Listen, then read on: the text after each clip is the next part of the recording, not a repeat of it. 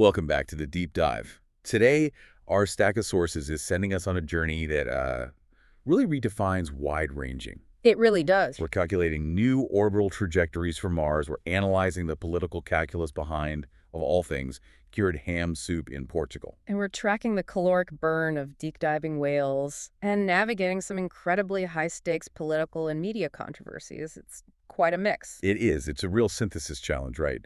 Moving from the cold, hard data of aerospace engineering to the much more subtle, symbolic communication of diplomacy. Exactly. And our mission, as always, is to process these diverse, high-impact streams of information and give you the key insights, the connections you need to be immediately well-informed. Okay, let's unpack this. And we are starting very, very far from home with what is just a phenomenal aerospace success story. The space news is genuinely exciting this time. NASA's ESCAPADE mission, that's Escape and Plasma Acceleration and Dynamics Explorers, it successfully launched on November 13th, 2025. On a Blue Origin New Glenn rocket. That's the one. And importantly, the twin spacecraft themselves were built by Rocket Lab. And the ultimate goal here is critical, especially for our future on Mars. They need to understand how that relentless million-mile-per-hour solar wind stripped away the Martian atmosphere. Right, how it turned Mars into the desert planet we see today. You absolutely can't send humans there for long-term stays without knowing that process inside and out. But the real ingenuity here, the thing that jumped out at me, is less about the destination and more about the journey, the unique trajectory they're using. Oh, absolutely. For decades, missions had to wait for this really precise 2-year window, when Earth and Mars orbits align just perfectly. ESCAPADE is fundamentally changing that. This is the massive technical leap. So instead of just blasting off toward Mars, the twin spacecraft are first heading 1 million miles away from Earth to a stable spot called Lagrange Point 2, or L2. They are literally going there to loiter. To loiter in space. Precisely. They're basically parking themselves in this stable gravitational sweet spot. Then, in November 2026, when the planets align just right, the spacecraft will execute this perfect slingshot maneuver. Using Earth gravity to redirect them. Exactly, to fling them toward Mars.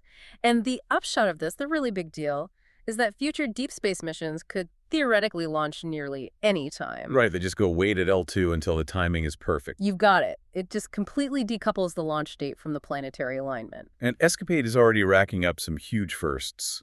It's the first coordinated dual spacecraft mission to orbit another planet when they arrive in September 2027. And it'll be the first mission ever to pass through a distant, sort of uncharted region of Earth's magnetotail. So what's the plan once they get there? Well, their main science campaign kicks off in June 2028.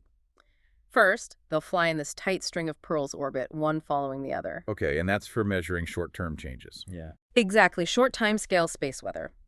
Then they shift into their final formation. One spacecraft farther from Mars, one closer, which lets them study the solar wind and Mars's upper atmosphere at the exact same time. A real-time side-by-side comparison. That's it. And speaking of ongoing Martian work, we also just got an update on the veteran Curiosity rover. Right. It's just finished the final deliveries of its 44th drilled sample. This one was from the Val de la Luna site. And it delivered those samples to the Chemin and SAM instruments. Now, for you, those are basically the rover's onboard chemical and biological labs. They are. The chemistry and mineralogy instrument and the sample analysis at Mars instrument. And actually, being stationary during these deliveries gave the team what they called a golden opportunity for atmospheric science. Oh, interesting. How so? They could just sit still and use the mass cam to track wind action, things like that. Really detailed atmospheric work. And now that the lab work's done, the rover is getting ready to reposition itself. Right. To get a better look at the next potential drill targets. On the ridge walls, they're scouting a couple of sites, Monte Grande and Takaco. It's this incredibly detailed, systematic detective job happening millions of miles away. From calculating planetary trajectories and mineral compositions, we are now shifting to calculating cultural messaging. It's a great pivot because when precision is key, whether you're planning a slingshot around Earth or a state dinner in Portugal, every single detail carries this profound weight. That is the perfect transition. Let's talk food diplomacy. I mean, how much political mileage can you really get out of a menu item? A lot, it turns out. According to this massive new study Researchers analyzed 457 menus from diplomatic meals in Portugal, stretching all the way from 1910 to 2023. 457 menus. Yeah. And they confirmed that food is a powerful political tool, far beyond just, feeding people. They broke it down into 5 categories, which I found really useful: tactical, geopolitical, economic diplomacy, and then scientific, cultural, developmental, and cultural proximity. Right. And you can see these deliberate shifts in strategy over time.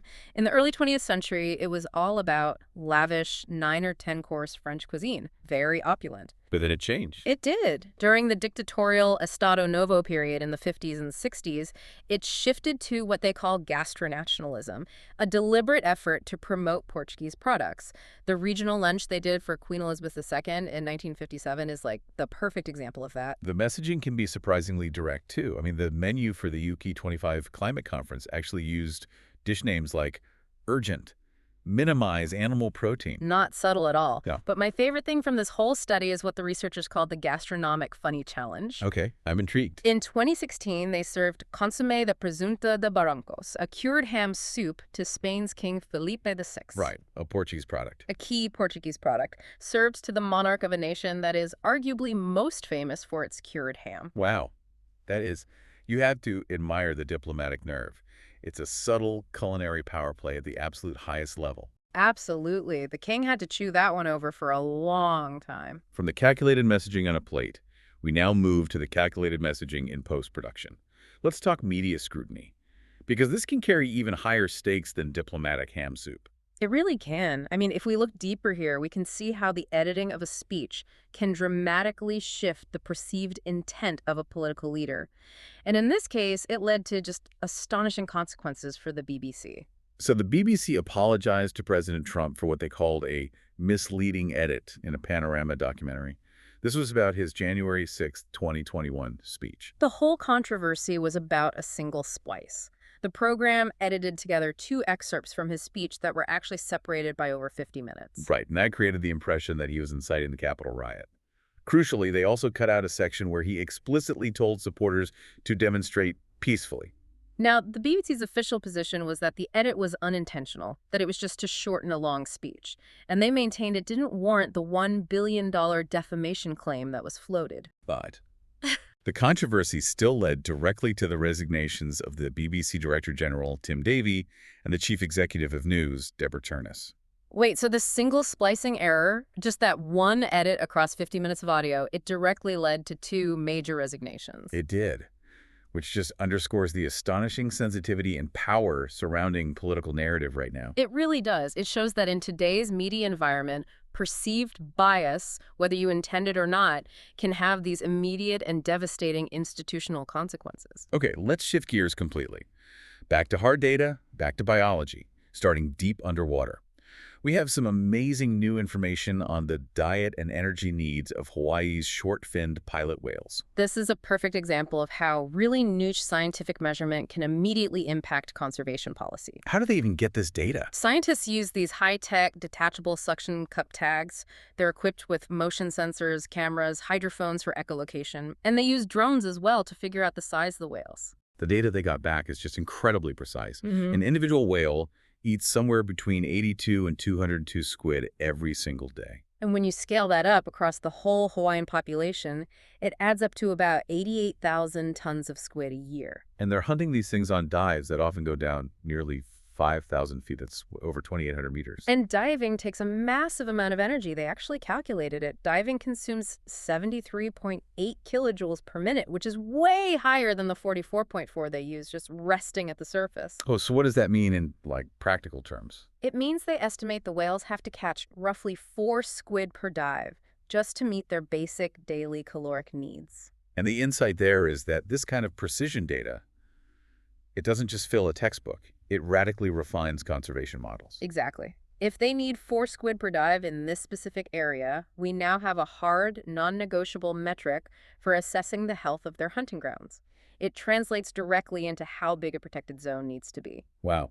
Okay, from the ocean depths, we now have to turn to some immediate global crises and conflicts. In Ukraine, Kyiv was hit by what officials are calling massive overnight Russian airstrikes. At least 1 fatality, over 20 injured.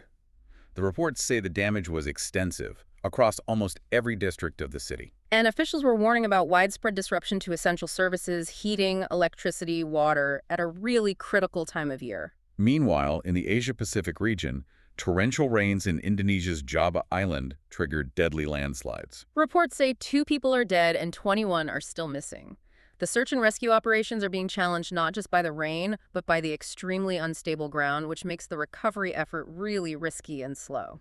And finally, let's turn to two intertwined and ongoing domestic issues in the UK, starting with a 5-day walkout by doctors in England over these pay disputes. This is a fiercely charged negotiation. The Health Secretary launched a really harsh attack on the British Medical Association, the BMA, called them morally reprehensible and accused them of acting like a cartel. The government's position is that doctors have had generous pay rises, nearly 30% over the last 3 years, which brings their average basic salary to £54,000. Right. But the BMA is countering that by highlighting inflation.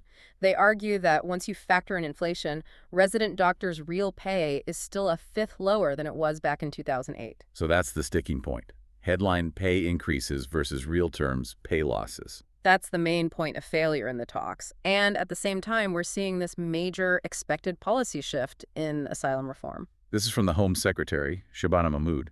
She's expected to propose a temporary stays-only rule for refugees. Correct. It's modeled after Denmark's stricter system, and the political thinking seems to be that the current UK system is acting as a magnet for small boat crossings. And they're pointing to Denmark's asylum claims, which have dropped to a 40-year low under their temporary status system. But the policy is already facing internal opposition, even within the Home Secretary's own party. Critics are warning that it echoes talking points of the far right. And this debate always seems to circle back to the European Convention on Human Rights, the ECHR. It does. It governs how the UK has to treat asylum claims. So a full policy overhaul is basically impossible without addressing it directly. And while some groups, like Reform UK, want to leave the ECHR entirely, Mahmood and her Danish counterparts are trying to reform it from within. Trying to tighten the rules without leaving the convention. It's a very, very tight political tightrope to walk. We have covered some extraordinary ground today, moving from the precise orbital mechanics that let us launch spacecraft anytime to the caloric precision needed for whale conservation, and then navigating the complexities of diplomatic meals and urgent political narrative control.